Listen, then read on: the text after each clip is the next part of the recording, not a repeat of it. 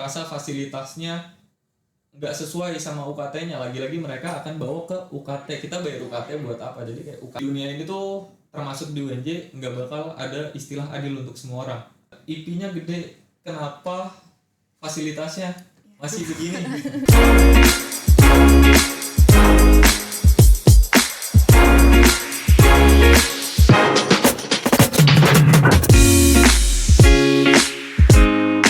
Halo Sobat FEB, selamat datang di Podcastma, Podcast Adkesma.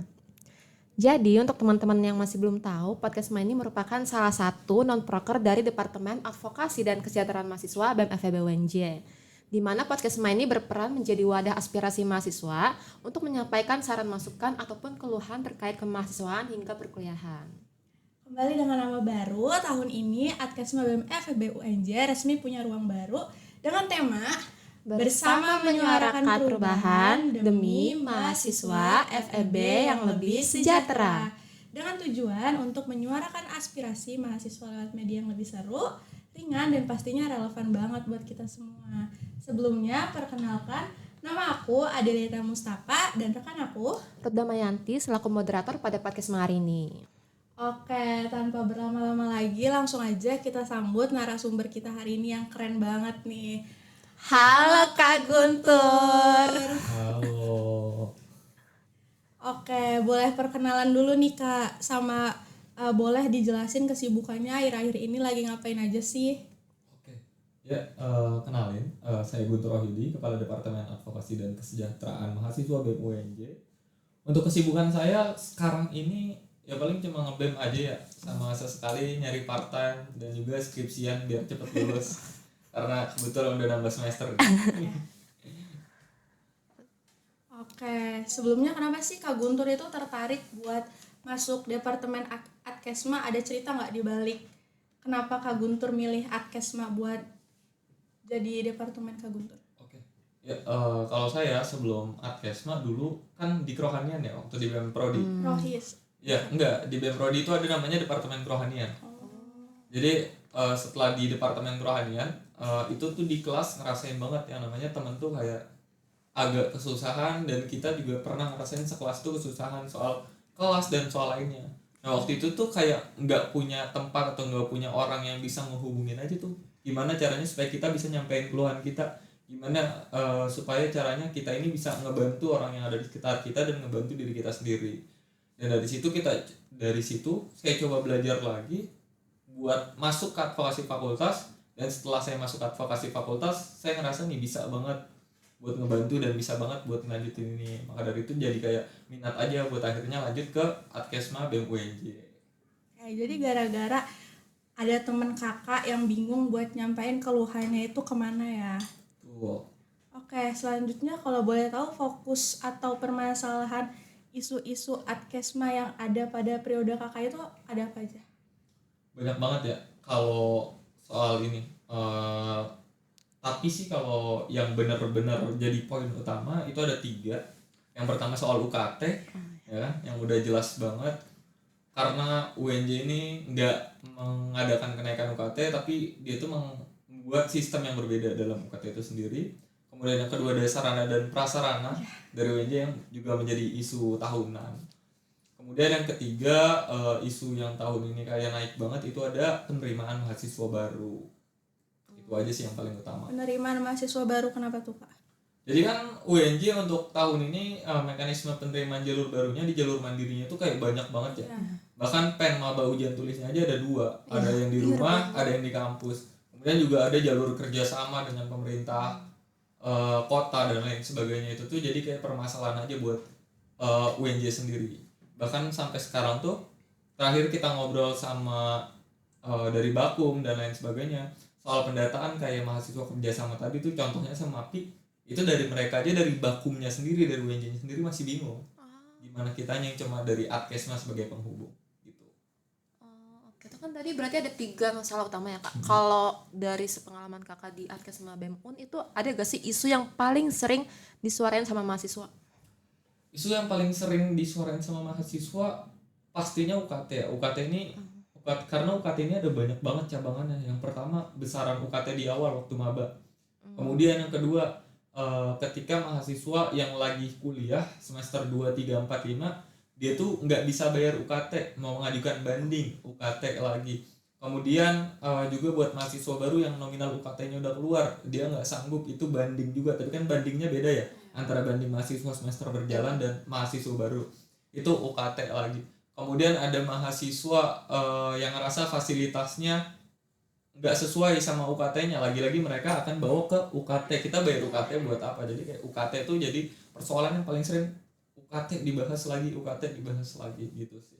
Ngomong-ngomong soal UKT itu berarti menurut kakak UKT itu pembagiannya udah adil belum sih kak? Saya selalu jelasin ini ke teman-teman prodi ataupun ke teman-teman fakultas yang kalau ada kesempatan buat saya ngebagi materi. Di dunia ini tuh termasuk di UNJ nggak bakal ada istilah adil untuk semua orang. Gitu. Jadi kalau kita ngomongin adil, saya udah nanya ke 10 orang yang dia tuh keberatan sama nominal UKT-nya. Waktu saya tanya berapa gaji orang tuanya dan nominal UKT-nya, ada 3 orang yang nominal UKT-nya itu golongan 4. Golongan 4 itu di antara 4 juta sampai 6 juta. Dia ngerasa itu UKT-nya nggak adil buat dia, padahal gaji orang tuanya di angka 4 juta. Nah, kalau menurut saya sendiri, kalau kita bicara soal adil nggak adil, UKT kan dibayarnya per 6 bulan sekali ya. Seharusnya dengan gaji orang tua 4 juta ditambah 2 juta, karena kan ibu dan ayah ya, itu cukup adil. Tapi tetap bakalan ada orang-orang yang ngerasa nggak adil. Jadi kalau ngomongin adil atau enggak, mungkin sudah cukup adil, tapi tetap harus ada yang diperbaiki dalam sistem UKT ini di UNJ. Itu aja sih. Terus kalau aku mau nanya soal banding UKT itu, kan banyak ya mahasiswa yang banding UKT tapi yang turun cuma 1 golongan. Padahal banyak mahasiswa yang berekspektasi kayak turunnya tuh bisa 2 golongan, 3 golongan. Itu gimana kak menurut kakak? Oke. Sebenarnya kalau itu kita agak mutlak, karena memang udah ada SK-nya. Udah ada SK rektornya, surat keputusan rektornya, yang dimana dalam SK itu menyatakan orang yang melakukan pengajuan keringanan berupa penurunan UKT hanya dapat turun 1 golongan. Jadi bagaimanapun kondisinya itu hanya dapat turun 1 golongan. Tapi turun 1 golongan ini kalau emang dia dalam situasi tertentu, misalkan ayahnya meninggal, jadi bertahap, semester ini turun 1 golongan, semester depannya ngajuin lagi. Jadi nggak bisa langsung.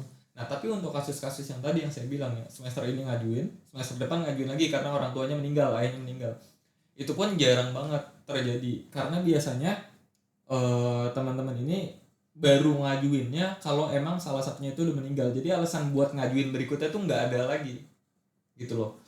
Nah, kemudian juga alasan-alasan lainnya itu yang bikin teman-teman ya, maba terutama, yang bikin menguatkan SK itu sendiri adalah karena data si UKT ini kan diisinya sama maba ya.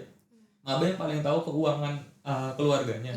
Jadi dengan maba yang nulis nginput sedemikian rupa dan sistem ngebaca kalau dia cukup mampu sehingga akhirnya keluar, itu tuh kayak menguatkan SK itu aja, karena awal UKT ini kan nentuin berarti dari maba itu sendiri gitu sih. Terus sama ini kak, jadi pernah ada kasus kayak ada temen aku ngaju banding, cuman dari staf akademiknya tuh bilang kalau banding itu kemungkinan bisa naik lagi. Itu beneran gak sih kak? Ini aju banding bagi maba atau semester baru? Semester tengah ya, berjalan. Kalau untuk semester berjalan, orang yang mengajukan banding berupa potongan, berupa pengangsuran dan juga penundaan, kita berarti di sini garis bawahin yang pengurangan kuota. Itu nggak mungkin bakalan naik. Jadi kalau emang udah semester berjalan, itu antara tetap atau berkurang. Jadi kalau untuk naik itu sendiri itu hanya ada pada banding maba. Kalau banding maba itu emang ada kemungkinan buat naik, karena banding maba kan berarti ada perubahan data langsung. Dia waktu dia diupload ke Syakat dan pas dia aju banding dengan datanya, jadi disesuaikan. Kalau emang beda bisa buat dinaikin, tapi kalau buat semester berjalan itu nggak bisa mutlak. Oh, berarti kemungkinan cuman di situ, stuck di situ sama turun. Iya, betul. Ada langkah awal nggak sih kak yang harus mahasiswa itu ambil kalau misalnya ngalamin situasi tersebut? Apa cuma yang tadi kayak Kak Guntur bilang kayak nyoba aju banding nanti bakal turun 1 golongan, apa ada cara lain gitu? Langkah awal, kalau langkah awal sebenarnya dimulainya kan dari mahasiswa baru ya. Kayak mahasiswa baru tuh harus betul-betul paham sama kondisi keluarganya, harus betul-betul paham sama apa yang dia isi. Saya sempat ngobrol sama pihak admisi, pihak yang emang bertanggung jawab terhadap penerimaan mahasiswa baru dan penentuan golongan UKT. Waktu itu mereka bilang yang bikin UKT maba banyak yang tinggi, padahal ternyata dia nggak mampu, adalah kesalahan dari maba itu sendiri. Seperti contohnya, ada yang ayahnya udah meninggal, tapi dia tulis ayahnya itu masih ada dan dia pakai slip gaji terakhir ayahnya waktu masih hidup. Kemudian ada yang dia tuh salah nulis gaji orang tua, jadi harusnya ditulis 0 sampai 500 ribu, itu dia pilih malah di pilihan 500 sampai 1 juta dan lain sebagainya. Kemudian ya kita ambil contoh kasus, kalau real kasusnya juga itu ada salah satu mahasiswa FIP yang dia itu ternyata ibu dan bapaknya cerai. Kemudian ayahnya udah menikah lagi dan dia tinggal sama ibunya aja yang gajinya tuh kayak kerjanya serabutan, jadi gajinya nggak tentu. Ayahnya kan udah pisah rumah dan juga ayahnya nih udah nggak membiayai dia secara penuh, jadi kayak cuma ngasih jajan aja sebulan sekali. Nah tapi waktu dia nginput itu ke si UKAT, dia input slip gaji ayahnya, makanya waktu itu tuh dia dapat UKT nominalnya 6 juta. Nah kalau langkah awal jadi balik lagi ya, dibalikin ke calon mahasiswa baru. Tapi kalau untuk mahasiswa semester berjalan, mungkin langkah awalnya adalah itu, coba cari tahu untuk prodinya sendiri, dan cari tahu informasi lain, karena UNJ sekarang itu banyak banget bantuan untuk UKT, mulai dari tadi tuh keringanan UKT berupa tadi potongan, pengangsuran, penundaan. Kemudian juga di UNJ itu sekarang ada yang namanya rumah amal. Rumah amal ini bisa banget buat ngebantu orang-orang yang emang kesulitan pembayaran UKT. Di periode kemarin di bulan Agustus September, berarti rumah amal itu ngebantu kurang lebih 5 sampai 6 orang. Dan sistemnya sendiri, rumah amal itu bukan berupa pinjaman, jadi hibah. Iya. Itu semua semester, Kak? Enggak, 1 semester dia ngajuin aja. Jadi ngajuinnya berlaku buat semua semester. Iya. Tapi akan diprioritaskannya itu buat mahasiswa semester 3 ke atas. Jadi 1-2 itu sama ya, kayak keringanan tadi kan, keringanan berupa potongan, pengangsuran juga kan kalau kita ngeliat di SK-nya itu baru bisa di semester 3, 4, 5, 6, 7, 8, 9 gitu sih. Terus itu yang rumah amal itu dia nggak ada bentuk timbal balik kah, apa cuman ibah aja gitu, Vol? Rumah amal kalau bentuk timbal balik di pembahasan terakhir itu nggak ada, tapi dia tuh menggunakan sistemnya adalah diambil dari sumbangan gaji karyawan dan tendik UNJ. Jadi per sekali gajian mereka itu dipotong 10 atau 20 ribu, jadi buat ke situ. Nah, kemudian mungkin timbal baliknya ya kalian lakukan aja yang terbaik buat UNJ. Kayaknya itu sih yang paling penting. Oke. Terus ini aku mau nanya, dari segi Adkesma ada gak sih langkah yang dilakuin dari Adkesma BEM UNJ dalam mengatasi permasalahan tersebut, Kak? Permasalahan UKT? Iya, UKT. Tentunya ada. Kalau untuk lagi saya bagi jadi 2 ya, mahasiswa baru dan semester berjalan. Kalau untuk mahasiswa baru, dari sebelum penerimaan mahasiswa baru itu terjadi di bulan Maret untuk jalur SNBP, kita lakukan yang namanya audiensi dengan pihak admisi untuk memastikan gimana mekanisme penentuan UKT tahun ini, bagaimana nanti buat pengecekannya, bagaimana penentuannya nominalnya, gimana caranya si A ini, mahasiswa A ini bisa dapat nominal sekian. Itu kita audiensi dengan admisi. Kemudian setelah audiensi itu, pada saatnya mahasiswa baru udah masuk, udah join ke grup, kita kan selalu yang namanya sosialisasiin. Kita ada kan konsolidasi se-UNJ bersama advokasi prodi dan fakultas, yang gunanya tuh untuk memberitahu. Jadi jangan sampai mereka ini membuat kesalahan dalam pengisian data SIUKAT, karena tadi ya pengisian data SIUKAT itu sangat berpengaruh buat nominal UKT. Nah, kemudian langkah kalau untuk semester berjalan, setiap semester kita selalu mengakomodir teman-teman mahasiswa yang ingin mengajukan keringanan. Betul nggak? Kayak kita bantu buat ngumpulin datanya, kita bantu sebarin informasinya. Bahkan di beberapa fakultas, Adkesmanya itu ikut ngecek, ikut ngedata siapa yang berhak dapat dan siapa yang nggak berhak dapat. Jadi untuk langkah yang dilakukan Adkesma secara konkret itu sih kalau untuk persoalan UKT. Dan ada satu lagi, dari Adkesma, baik di Adkesma BEM UNJ, BEM Fakultas dan BEM Prodi, kita sama-sama semua punya savingan. savingan atau dana advokasi yang kapan aja sebenarnya bisa dipinjam sama teman-teman mahasiswa kalau emang dia mengalami kesulitan dalam biaya akademik. Jadi kalau di BEM UNJ sendiri itu dana advokasinya atau nadi kita nyebutnya itu hanya untuk pembayaran UKT. Kemudian ada di beberapa fakultas yang dana advokasinya itu bisa buat kegiatan lain juga, misalkan untuk KKL, untuk PKL itu bisa minjem ke dana advokasinya. Jadi emang disesuaikan kalau itu dengan kebijakan prodi, fakultas ataupun pihak-pihak terkait. Gitu sih. Pinjam itu dari prodi dulu ya Kak tahapnya? Betul, kalau pinjam kita menerapkan peminjaman itu harus dimulai dari prodi. Jadi mahasiswa minjem ke advoprodi. Advoprodi bakal nentuin dia bakal minjemin atau enggak. Dan kalau minjeminnya itu berapa. Kalau emang masih kurang ternyata nanti advokasi bantu juga ngarahin buat dia ke advo fakultas. Jadi advokasi fakultas juga nentuin dia mau minjemin atau enggak. Misalkan enggak, nah advo fakultasnya ngebantuin dia tuh buat ke nadi. Jadi kita tuh mau semuanya tetap dimulai dari bawah. Karena kalau enggak di tahun ini kemarin itu banyak banget mahasiswa yang langsung ke nadi. Dan kalau emang gitu nadi tuh nggak bakal bisa buat mengakomodir semuanya. Gitu sih.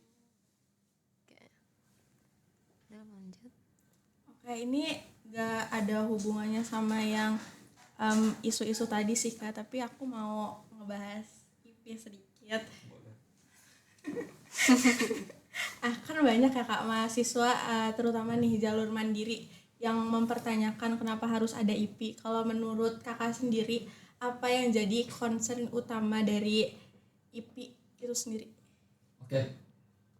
Kalau kita lihat di semua kampus di Indonesia yang saya tahu ya, terutama kampus-kampus yang udah PTNBH, ada UI, UB, UGM, Brawijaya, dan lain sebagainya, mereka juga sama menetapkan ada nominal IP. Nah, tapi di beberapa univ termasuk UNJ itu kan tetap ada IP 0 ya. Jadi IP ini bukan sesuatu yang sebenarnya dipaksakan. Walaupun tetap di luar itu ada stigma liar yang mengatakan IP akan mempengaruhi kelulusan. Kayak stigma itu tuh udah tertanam aja di kuping orang-orang, terutama kuping calon mahasiswa baru. Nah, kalau ditanya kenapa IP itu harus ada? Yang pertama, satu, nggak ada larangan untuk pihak universitas mengadakan IP.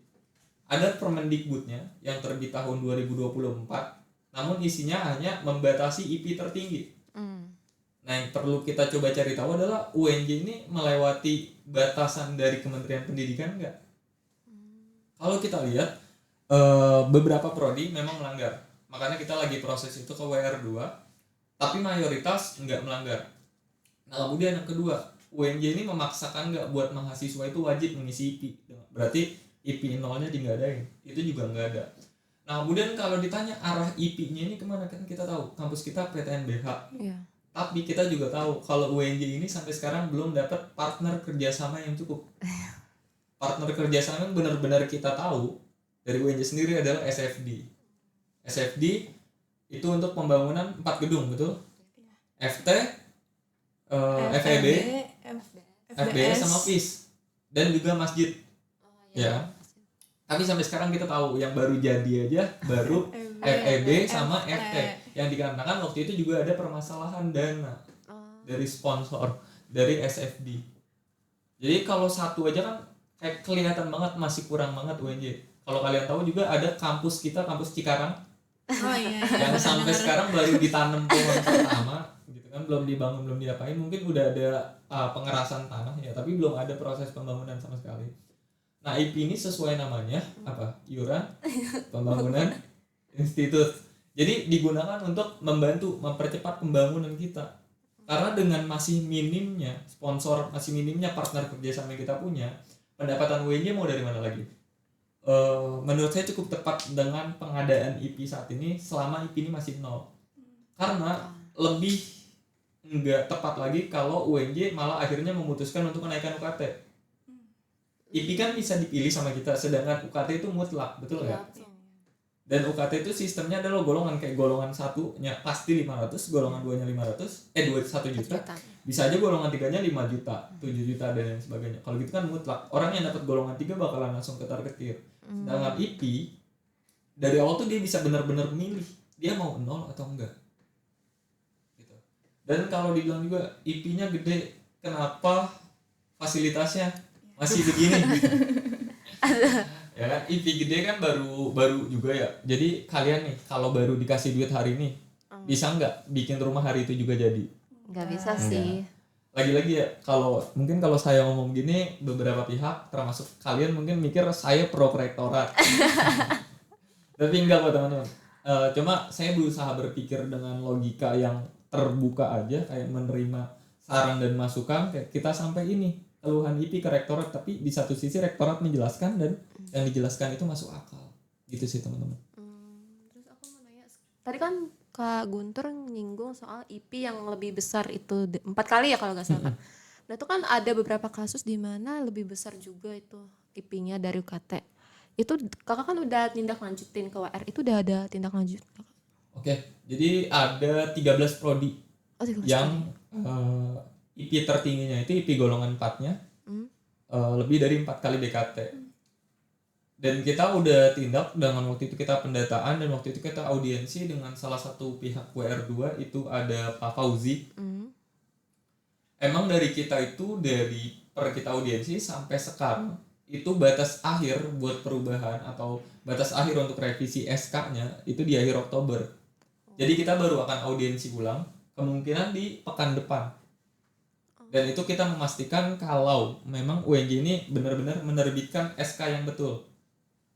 Atau menganulir SK sebelumnya. Nah kalau emang nanti ternyata dari UNJ nggak bisa mengabulkan itu, nggak bisa menganulir, baru nanti kita akan bicarakan tindak lanjutnya bersama teman-teman, mungkin teman-teman Green Force, ada tim geraknya UNJ, kemudian dari teman-teman Sospol dan lain sebagainya akan dibahas lebih lanjut mengenai gerakan apa yang bakal kita gerakin selanjutnya. Terus kalau gitu misalnya bisa berubah nih, itu nanti mabanya sekarang ini udah bayar IP atau belum Kak? Nah, mabanya kan udah bayar. Jadi ini saya mau jelasin ke kalian, ke semuanya bahkan. Kalau sistem IP, sistem UKT 2NJ, kalau dia terbitnya tahun ini, berarti dia bakalan berlaku sampai tahun depan. Oh iya. Dan kemungkinan besar berlakunya malah tahun depan. Karena SK itu terbitnya barengan sama pas maba itu udah masuk. Jadi ada maba yang udah bayar UKT, ada maba yang udah bayar IP dan lain sebagainya. Jadi sekarang yang tahun ini itu masih memakai SK yang tahun lalu, dan SK yang kita usahakan tahun ini akan digunakan untuk tahun 2026. Gitu. Terus itu nasib maba itu gimana Kak? Nah untuk maba kita udah ngobrol sama Pak Fauzi waktu itu. Buat yang emang dia ngisi IP golongan 4 dan IP golongan 4-nya lebih dari 4 kali BKT, itu bisa banget nanti kita bantu buat ke WR2 buat ngurus pengembalian dana lebih. Oh, itu berarti nanti sistemnya kayak reimburse gitu ya Kak, dibagi lagi. Aku mau nanya, kan tadi kakak juga sempat mention kan kalau IP itu kan bisa 0. Terus ini udah dikasih jalan mudah nih sama Univ, kenapa rata-rata mahasiswa itu cenderung malah milih IP yang tinggi? Oke, kenapa rata-rata mahasiswa cenderung memilih IP yang tinggi? Yang pertama tadi yang udah kita bahas, stigma yang udah ada di masyarakat. Kalau jalur mandiri mah gede-gedean uang pangkal, itu kan kayak udah nggak heran. Nah kemudian kebanyakan orang-orang yang masuk jalur mandiri ini kan masih berhubungan sama stigma tadi, itu orang-orang yang sebelumnya udah SNBP dan SNBT tapi nggak keterima. Oh iya. Jadi dia tuh kayak dia udah pengen banget kuliah dan nggak ada jalur lain, ketambah dia dapat atau dengar stigma itu, sehingga dia tuh kayak ya udahlah gue taruh dulu IP tinggi, nanti urusan lulus atau nggak lulus urusan belakangan. Banyak banget pikiran gitu. Kemudian yang kedua, kalau ngomongin IP tinggi, saya nggak bicara cuma buat orang-orang yang kurang mampu ya teman-teman. Tapi saya dapat datanya waktu itu disampaikan oleh Pak Fauzi bahwa yang masuk jalur mandiri itu rata-rata orang yang mampu juga teman-teman. Jadi yang emang dia pengen aja naruh IP tinggi. Jadi walaupun IP 0-nya dihapus, kalau emang dia punya duit banyak, dia orang mampu, ya dia bakal tetap aja naruhnya di IP tinggi. Dengan dia punya uang, ditambah tahu stigma tadi yang IP itu bakal mempengaruhi. Nah kemudian dari kita lalu apa ya maksudnya tindak lanjutnya, kenapa bisa sampai gitu? Dari teman-teman fakultas terus juga teman-teman prodi waktu itu kan menyarankan juga buat kita ngadain lagi kampanye jangan takut pilih IP 0. Ya kan? Tapi waktu itu kan kita juga diskusi ya sama rektor dan ternyata juga kita nemuin ada surat perjanjian yang ditandatangani tahun 2022 yang dimana isinya adalah perjanjian antara mahasiswa dan juga rektorat. Dimana isi perjanjiannya adalah IP 0 akan tetap ada selama rektor yang sekarang menjabat, Pak Komar berarti kan. Tapi dengan catatan, ada catatan mahasiswa nggak boleh mengkampanyekan IP 0 dan lain sebagainya. Kalau saya sendiri sebagai mahasiswa, saya pengen mempertanggungjawabkan apa yang udah ditandatangani di situ. Dan kalau memang pengen direvisi, kita harus audiensi ulang, kita harus ngebahas ulang itu dengan rektorat, gimana mekanismenya dan lain sebagainya, gitu. Terus sama ini mungkin agak sensitif mungkin kali Kak. Ini ada juga maba mandiri, tapi kayak dia tuh nyoba aju banding gitu Kak. Itu sebenarnya maba mandiri tuh aju banding bisa nggak sih Kak? UKT? Ya. Maba mandiri buat banding UKT itu bisa. Tapi kita tahu ya, di UNJ sistem banding itu semuanya secara sembunyi-sembunyi. Jangankan mandiri, SNBP dan SNBT pun kita nggak boleh nyebarin secara masif kan. Nah di mandiri bahkan waktu itu lebih parahnya lagi, kalau SNBT SNBP nggak boleh disebarin secara masif tapi Adkesma tahu, ya kan. Nah kalau mandiri ini enggak, kita bahkan nggak tahu tapi banding itu tetap ada. Dan waktu itu mekanismenya adalah sama persis, tapi benar-benar di last day kayak udah benar-benar dekat penutupan pembayaran, beberapa mahasiswa yang tadinya ngasih berkas itu dipanggil ke kampus, ke WR2 buat waktu itu di wawancara buat aju banding. Dan rata-rata yang aju banding saat itu di ACC kok. Jadi sebenarnya kalau change-nya sama aja antara mandiri dan SNBT, tapi yang membedakan untuk banding itu di SNBT SNBP, mandiri ini informasinya lebih sulit aja. Berarti kalau gitu lebih selektif lagi ya Kak? Tuh. Berarti kemungkinan tetap ada kan? Ada. Aku mau nanya lagi, tapi benar nggak sih Kak kalau misal kita pilih IP 0 itu peluang kita buat keterima itu lebih kecil daripada orang yang milih IP lebih tinggi itu? Oke. Saya sempat nanya ke orang-orang yang milih IP 0. Di prodi saya sendiri buat angkatan ini yang milih IP 0 tuh ini yang seketemu saya ya, itu 10 orang lebih. Dari sekitar mungkin 40 atau 50 yang keterima jalur mandiri. Dan itu baru yang seketemu saya. Dan saya juga ngobrol sama orang-orang yang dia tuh milih IP. Itu saya ngobrol sama 12 orang.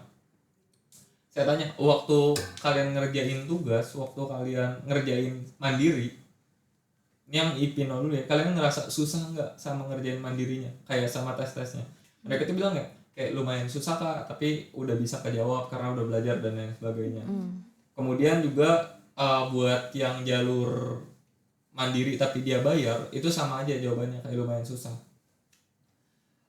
Dan kalau kita adu ya dari 40, saya dapat data 22 dan 22 ya, 12-nya ngisi IP, 10-nya enggak. Menurut saya dengan data yang udah saya punya sebagai sampel, itu tuh nggak benar-benar membuktikan kalau IP itu mempengaruhi kelulusan. Dan kalaupun emang membuktikan, dan kalaupun emang ternyata benar IP itu mempengaruhi kelulusan, mekanismenya tuh nggak sesimpel itu. Kalian paham nggak? Jadi mahasiswa baru jalur mandiri keterima 40 orang. Jadi yang diprioritaskan IP-nya itu cuma 5 orang.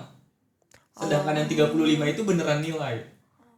Kalaupun emang mempengaruhi itu akan seperti itu. Jadi bakalan tetap diprioritasin itu ke nilai. Sedangkan buat IP yang besar itu biasanya kayak 5% atau berapa persen dari keseluruhan. Dan itu pun tetap harus didukung sama nilai. Gak mungkin orang, saya nggak pernah dapat ya, ada di FT kan IP tertinggi itu 110 juta. Walaupun saya belum nemu orangnya, saya baru nemu IP tertinggi itu 65 juta dari FMIPA. Dan waktu saya tanya, dia tuh bukan yang ngerjainnya asal-asalan juga, dia juga ngerjainnya serius. Berarti kan di situ ada bukti juga dari ya nilainya dia. Kalau emang IP mempengaruhi, coba aja kita pilih IP 100 juta, habis itu isinya asal semua. Kita lihat lulus atau enggak. Itu yang pengen saya coba di tahun depan. Daftar akun, terus coba gitu kan. Kalau keterima berarti UNJ kena PHP, karena berarti UNJ-nya yang bermasalah dong. Iya benar. Terus aku mau nanya, sekarang mau nanya terkait fasilitas sih Kak. Ini mungkin salah satu yang jadi keresahan sejuta umat mahasiswa nih. Salah satunya adalah LMS error nih Kak. Nah menurut Kakak sendiri masalah LMS error ini lebih ke kendala teknis atau ada kendala lainnya Kak? Oke.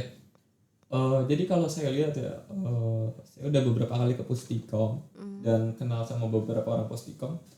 Di Pustikom itu kalau kita lihat buat megang data LMS, megang data si AKAD, megang data si UKAD dan lain sebagainya, SDM-nya itu kurang banget. Dan mungkin device dari mereka pun kurang. Kayak misalkan waktu itu LMS error tuh gara-gara penyimpanan UNJ yang cuma 800 GB. yang bahkan gak nyampe 1 tera gitu. Sedangkan mahasiswa UNJ sendiri, mahasiswa aktif kalau satu angkatannya itu 8.000 dikali 5 angkatan hampir 40.000. Dengan kapasitas segitu buat LMS, si AKAD dan lain sebagainya. Nah kemudian teknis apa non teknis dari dua-duanya ya. Tadi teknisnya yaitu soal emang penyimpanan kita yang masih payah banget dan belum di-upgrade entah kenapa. Saya nggak tahu kenapa nggak di-upgrade. Itu berarti udah dari dulu ya Kak? Iya, karena ini tuh berulang ya setiap tahun dan kemarin sampai saya tuh mikir sama teman-teman Adkesma UNJ. Ini udah dibenerin, udah bener. Kemudian 2 hari atau beberapa hari kemudian itu error lagi. Kita cuma mikir ini mah kalau di HP cuma dihapus cache doang, nggak dibenerin, nggak diapain gitu loh. Iya benar-benar. Karena bisa langsung error lagi gitu kan. Karena kan yang error tuh nggak cuma LMS ya, tapi juga ada si AKAD dan lain sebagainya. Nah tapi kalau pada momen-momen tertentu itu bisa juga kayak waktu mau ujian mandiri, terutama di kampus, terus mau UTBK, itu memang sering kali akses web UNJ semuanya itu dibatasi. Jadi cuma bisa login ketika kita pakai jaringan UNJ, pakai wifi mahasiswa, wifi Doskar. Itu karena mencegah buat kebocoran. Waktu itu saya sempat dikasih tahu sama admisi soal itu. Jadi waktu itu kenapa webnya pada error, dijawab karena mau UTBK. Itu biasanya juga itu nggak full sama UTBK ya. Jadi biasanya waktu persiapan aja, antara kayak H-2, H-3 UTBK sampai pas pelaksanaan UTBK itu udah bisa lagi. Gitu sih. Terus yang terkait LMS error ini pernah nggak sih dari Adkesma kayak nyampein aspirasi gitu tuh kayak Pernah. protes? Dan waktu itu terakhir kita nyampein, maaf sebelumnya LMS ini dipegangnya sama Dagri, Departemen Dalam Negeri BEM UNJ. Jadi di BEM UNJ sendiri, Departemen Adkesma punya divisi isu, Departemen Litbang penelitian itu punya divisi isu, Departemen Dagri Dalam Negeri juga punya divisi isu. Itu pernah banget waktu itu ngebahas LMS, dan waktu itu ya jawabannya itu karena emang lagi ada pemeliharaan. Mungkin pemeliharaan kan emang setiap tahunnya emang bagus, tapi pemeliharaannya ini agak-agak lain aja. Karena pemeliharaannya error dulu baru pemeliharaan, bukan pemeliharaan jadi error gitu. Dan itu tuh pasti pas pekan-pekan yang mau input si AKAD ya Kak? Betul. Dan ya kan soal web UNJ juga tuh sampai sekarang kalau kita login ataupun kita masuk bersamaan itu pasti error kan. Iya. Nah itu juga sih yang jadi masalah banget. Dan udah kita terus coba follow up itu, dan dari UNJ terus dari mereka mengatakan akan terus mencoba buat lebih baik ke depannya. Kita doain aja. Oke, kan banyak juga nih Kak mahasiswa yang ngeluhin soal fasilitas di kampus kayak yang tadi masalah gedung FBS yang masih mangkrak itu gara-gara sponsor ya tadi. Pernah ada gak sih Kak progres yang signifikan gitu dari Univ soal keluhan-keluhan kayak gitu? Oke, kita waktu itu lagi-lagi ya ini Dagri yang handle. Antara April atau Mei itu ada audiensi ke pihak WR. Dan dari mereka waktu itu mengatakan kalau pembangunan akan kembali dilanjutkan di bulan Juli. Tapi kan faktanya sampai sekarang belum ada kelanjutan kan soal pembangunan. Dan emang udah direncanain buat ada audiensi lanjutan buat membahas lebih lanjut kenapa permasalahan ini tuh belum juga kunjung kelar. Karena kalau kita melihat ke kontrak awal, harusnya bulan November tahun lalu itu gedung-gedung tuh udah bisa dipakai. Udah jadi, udah selesai. Nah tapi kan mundur sampai stuck lama banget, bahkan sampai sekarang tuh nggak ada apa-apa di situ, nggak ada proses pembangunan dan lain sebagainya. buat tindakan real yang sekarang kita lakuin itu kita masih nunggu dari teman-teman Dagri karena itu masuk isunya Dagri, dan Adkesma untuk sekarang kita bantu follow up ke Dagri. Jadi kita coba untuk menghormati pembagian yang udah dibagi sebelumnya sih gitu. Tapi sebelum itu dari UNJ pernah nggak sih kayak misalnya mahasiswa menyuarakan isu gitu, terus dari UNJ kayak bikin kebijakan yang ada perubahan signifikan dari UNJ-nya gitu? Berarti ini contoh lain pernah nggak sih UNJ langsung gitu? Iya. Ya, menanggapi. Kalau itu pernah, Apa? mungkin belum lama. Saya lupa akhir tahun atau awal tahun soal SK pembatasan kalender akademik. Kalian tahu? Nggak pernah Kayaknya itu tahun lalu deh. Yang mana kak? Yang enggak, bulan puasa kemarin. Itu isinya adalah jadi ada satu SK yang isinya kalender mana sih tanggal yang boleh kita ngadain kegiatan. Jadi ada 3 warna. Merah nggak boleh ngadain kegiatan, tahu yang itu kan? Kuning boleh mengadakan kegiatan tapi nggak boleh pakai pengeras suara, dan hijau boleh, tapi yang banyak tuh merah semua kan. Iya. Nah, respon UNJ setelah kita adakan waktu itu audiensi terbuka di Plaza ya, itu mereka tuh langsung saat itu juga buat narik SK-nya. SK itu dari peredaran dan SK-nya digantikan. Nah, kemudian selain itu ya, mungkin selain itu selama saya 4 tahun yang real dituntut gitu, itu yang tadi tahun 2022. Tahun 2022 hampir semua prodi di UNJ IP 0-nya nggak ada. Makanya sampai akhirnya tadi terbit yang surat perjanjian bersama itu, yang IP 0 akan tetap ada tapi nggak boleh ada kampanye IP 0. Itu awalnya adalah hampir semua, walaupun waktu itu FBS tetap ada ya IP 0-nya, tapi dari fakultas lain itu hampir semua IP 0-nya tuh nggak ada. Oh berarti semua fakultas ada? Iya. Oh. Dan tapi waktu itu emang golongannya, jadi langsung golongan 1, walaupun hanya kecil ya, golongan 1 itu 500.000, 700.000, tapi dengan IP 0 yang dihapus ini waktu itu menimbulkan gejolak sih yang cukup besar. Saya ingat banget waktu itu demonya itu mulainya kita dari FIS, depan FIS, muter kita sampai lewat lorongnya masjid, lorong GDS, terus sampai akhirnya kita di depan rektorat waktu itu yang cukup waktu itu kita demonya di depan Pustikom. Itu sih yang benar-benar langsung diubah. Akhirnya saat itu juga IP 0-nya kembali ada. Itu WR-nya turun gitu kak kemarin? Iya, waktu itu sistemnya kan kalau yang tadi yang soal kalender itu kan kita audiensi terbuka. Iya. Jadi WR rektor tuh langsung ada di tengah-tengah. Nah, kalau untuk yang itu waktu itu tuh audiensinya tuh tertutup. Jadi kita di bawahnya aksi.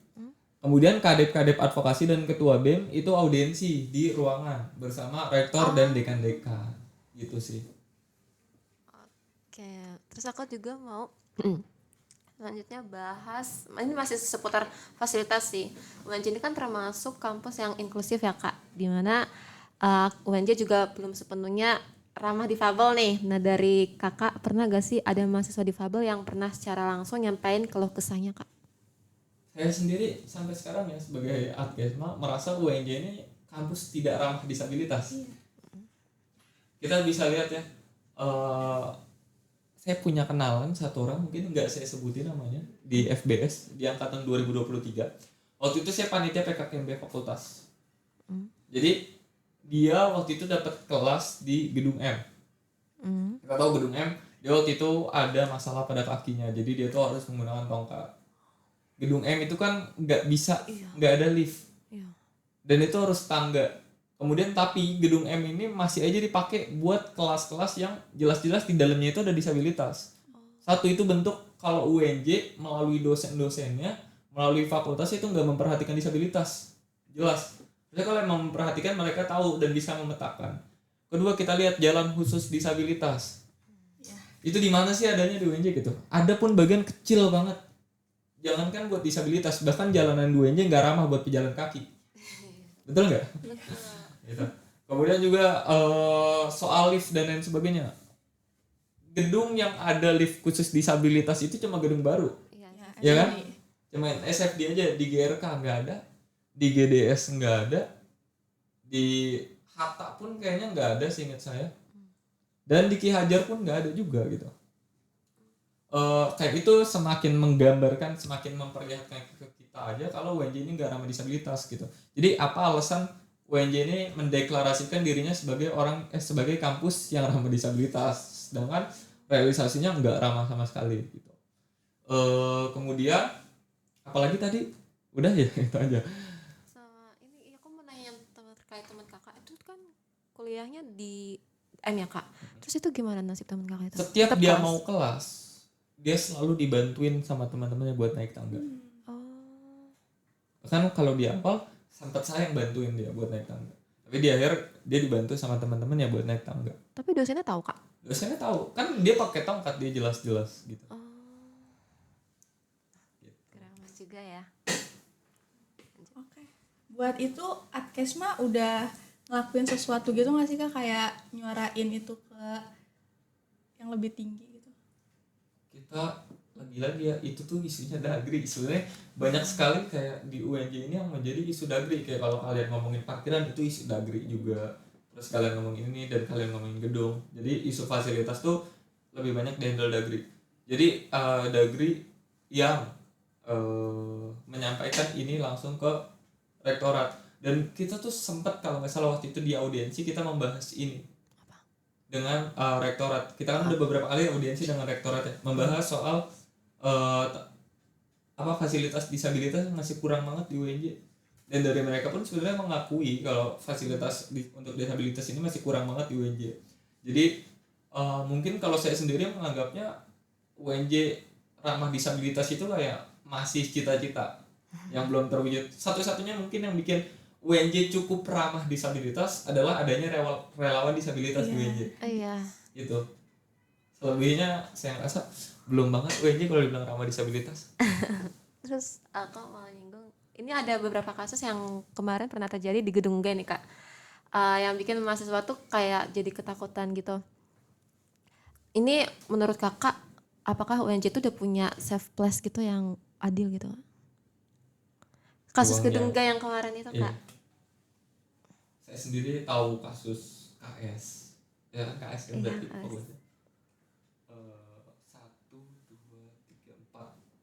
4 yang benar-benar saya tahu real kasusnya. Ada yang kemarin yang ngerekam video sampai ribuan, dan itu horor juga ya rekamnya sama jenis. Saya 3 hari setelah orang itu ketangkap, saya ke toilet di gedung G, saya full madep ke atas. Itu gara-gara ya trauma juga ya. Kemudian juga ada kasus-kasus lainnya, ada kasus yang ngikutin sampai rumah. Tahu nggak yang naik TJ itu, yang ngikutin di TJ, tahu nggak? Ada kasus juga sebelumnya yang dia tuh ngikutin orang di TJ sampai rumah. Terus waktu udah di depan gang rumahnya tuh kayak minta WA atau lain sebagainya. Itu sama mahasiswa kak? Iya.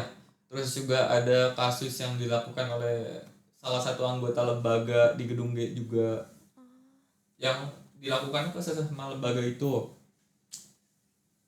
Dan sejauh ini UNJ melalui Satgas PPK, kan sekarang PPK ya bukan PPKS, jadi ada perubahan nama, itu sebenarnya cukup baik dalam menentukan hasil ataupun menentukan sanksi. Tapi seringkali permasalahan ini lama banget ditandatanganin di meja rektor.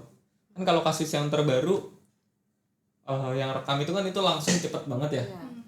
Karena UNJ ini kadang-kadang emang kayak Indonesia, perlu viral dulu. Makanya sedangkan waktu itu kasus yang sebelumnya yang sesama satu organisasi itu kasusnya tuh baru benar-benar akhirnya diputusin, tanda tangan 1 tahun. Akhirnya dia diskors gitu. Nah, kalau yang sebelumnya itu saya nggak terlalu ngikutin karena waktu itu saya masih berdiri di kerohanian ya. Jadi saya waktu masih di kerohanian itu nggak mau ngikutin banget, kayak udahlah pusing ngurusin aja ini tadarus gitu. Jadi kalau UNJ menciptakan ruang aman, saya rasa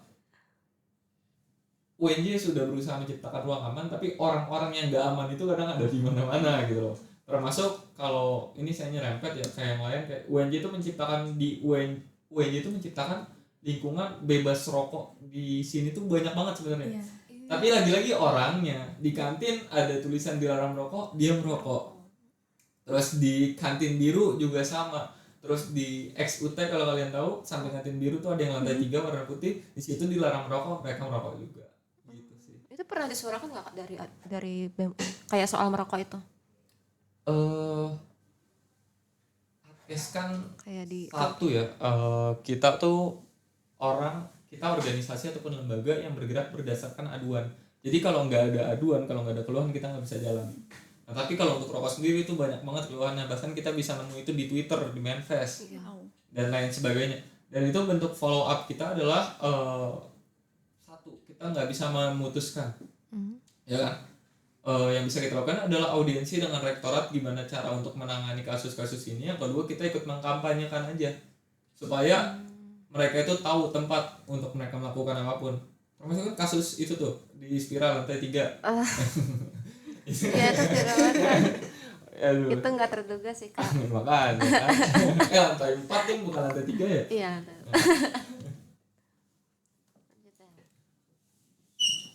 Oke, terakhir nih Kak, apa harapan Kakak untuk mahasiswa UNJ terkait isu-isu yang udah tadi kita bahas ini? Yang pertama, saya selalu minta ke semua orang, terutama orang yang ingin melakukan advokasi, pembelaan atau penolongan terhadap orang lain. Kayak kita semua tuh harus tahu diri. Itu tahu diri itu paling penting menurut saya. Kadang tuh kita nggak tahu dirinya tuh kadang apa, kayak kita nggak bisa memposisikan diri kita nggak bisa menjaga diri kita. Kayak tadi, kayak di tempat yang nggak boleh ngerokok, ada ngerokok, di tempat yang nggak seharusnya itu di lantai 4 gitu kan. terus juga ada mengenai informasi, ada orang bertanya informasi kayak misalkan mekanisme banding dan lain sebagainya, dia tuh kayak dia nggak punya kapasitas yang jelas tapi dia tuh menjelaskan ke khalayak. Jadi kalau kasusnya kemarin juga di IG BEM UNJ dan di IG UNJ official itu bicara soal banding, ada beberapa pihak yang menjawab kalau maba mah nggak bisa banding, nanti bisanya banding semester 2. Sedangkan semester 2 itu nggak bisa banding, semester 3 nggak bisa banding. Semester 3, 4, 5 itu bisanya pengajuan keringanan UKT, beda sama banding mekanismenya. Ya kan? Kalau banding itu bisa turunnya lebih dari satu golongan. Dan kalau pengajuan keringanan itu kan cuma 1. Jadi kita harus tahu diri, paham kapasitas kita, paham diri kita, bisa mengontrol diri kita.